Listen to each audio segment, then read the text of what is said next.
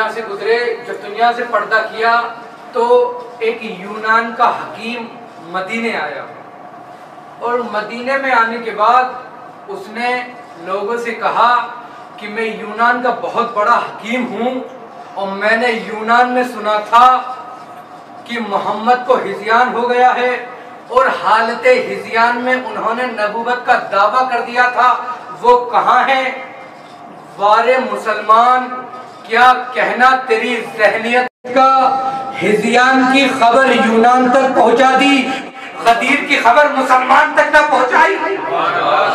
अरे हिज़यान की खबर यूनान तक पहुंचा दी लेकिन गदीर की खबर मुसलमान तक ना पहुंचाई। उसने कहा कि मोहम्मद कहाँ है?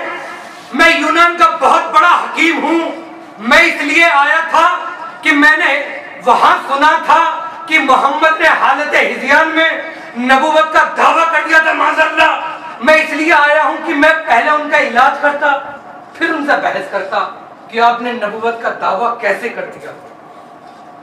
लोगों ने कहा कि भाई वो तो दुनिया से गुजर गए, दुनिया से पर्दा कर गए, वो तो नहीं, उनकी तो वफात हो गई।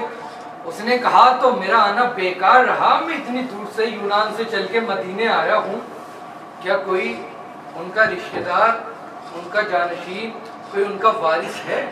वहीं जनाब सलमान मौजूद थे। जनाब सलमान ने कहा हाँ हाँ क्यों नहीं, उनके चचाजाद भाई, उनके वसी, उनके जानशीन, उनके दामाद अली मुर्तज़ा मौजूद हैं। तो कहा मुझे उनके पास लेके चलिए। मदीने के काफ़ी ज़्यादा लोग और वो हकीम और जनाब सलमान आगे आगे दरे अली पे आए। आने के बाद कहा मौला ये अजीब शख्स है, अजीब सी बातें कर रहा है और कह रहा है कि मैं रसूल अल्लाह का पहले इलाज करता और फिर उनसे बहस करता। और मेरे मौला ने कहा अच्छा, मौला ने कहा भाई तुम्हारा क्या मसला है? उसने कहा कि मैं पहले उनका इलाज करता और फिर उनसे बहस करता। मौला ने कहा कैसी तेरे पास दवाई है? टैबलेट तो लेकर आया है। उसने कहा ये ऐसी दवाई है अगर सही दिमाग खाए तो मजनू हो जाए, मजनू खाए तो सही दिमाग हो जाए, यानी सही खाए तो पागल हो जाए, पागल खाए तो सही हो जाए। मौला ने कहा ये बताओ क्या तुम्हारी इस दवाई ने, इस टैबलेट ने कभी तुम्हें धोखा तो नहीं दिया?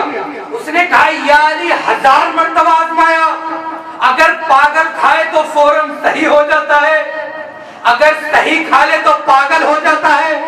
मौला ने कहा वो दवाई मुझे दो। उसने वो दवाई मौला के हाथ पर रखी। मौला ने वो दवाई फौरन अपने दहन में डाली, वो दवाई खा ली।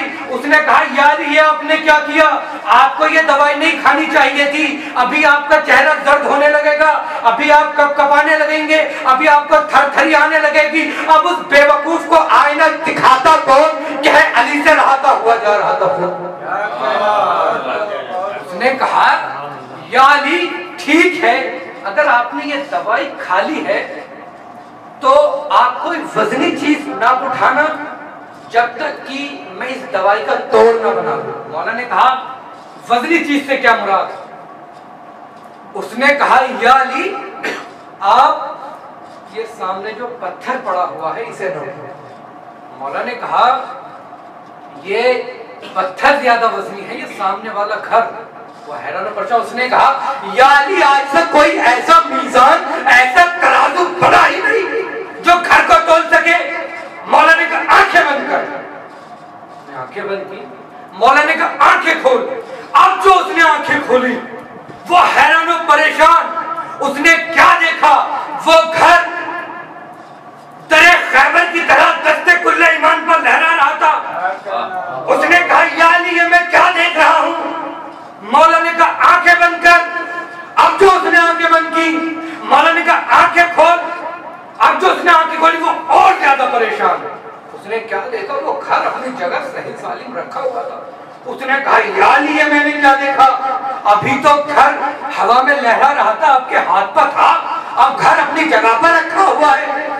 मौला ने कहा मुझसे न पूछ, जाके साहिब मकान से। वो दौड़ता हुआ दरवाजे घर के पास गया। दरवाजे पर जाने के बाद दक्कुल बाप किया, बस इस जुमले पे तवज्जो। उसने जाके दक्कुल बाप किया। अंदर से एक शख्स आंखें मलता हुआ आया। उस हकीम ने कहा अरे तुम सो रहे थे, तुम्हें नहीं मालूम अभी तुम्हारा घर हवा में लहरा रहा था। आने वाले ने कहा तू पागल तो नहीं हो गया? देखा नबी के दिमाग पर शक करने वाला खुद पागल हो जाता है।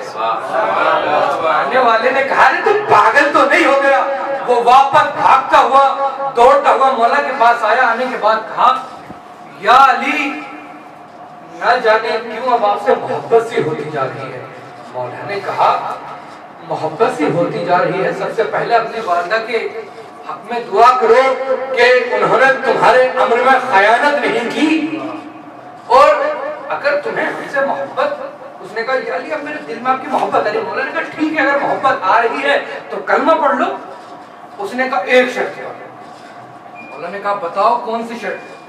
उसने कहा या अली वो जो सामने दरख्त है ना, उसे मेरे करीब बुला दो। मौला ने कहा कि यकीन नहीं है?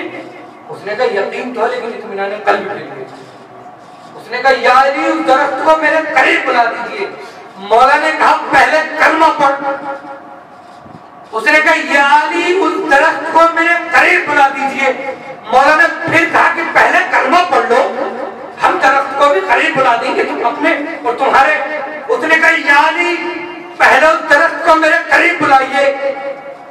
मौला ने तीसरी मर्तबा कहा कि पहले कलमा पढ़। उसने कहा या अली पढ़ाइए। मौला ने कहा पढ़ो ला इलाहा इल्लल्लाह मुहम्मदुर रसूलुल्लाह अलीउल वलीउल्लाह। जैसे ही उसने कहा ला इलाहा इल्लल्लाह मुहम्मदुर रसूलुल्लाह अलीउल वलीउल्लाह, मौला मुस्कुराए। उसने कहा या अली अब तो दरख्त को करीब बुला दीजिए। एक मर्तबा मौला ने कहा सुनो, जब तुम्हारे दिल में हमारी मोहब्बत, हमारी मवद्दत, हमारी विलायत आ गई है तो खुद ही इशारा करके देख। तारीख कहती है अब जो उस यूनानी हकीम ने इशारा किया, दरख्त उसके करीब आ गया।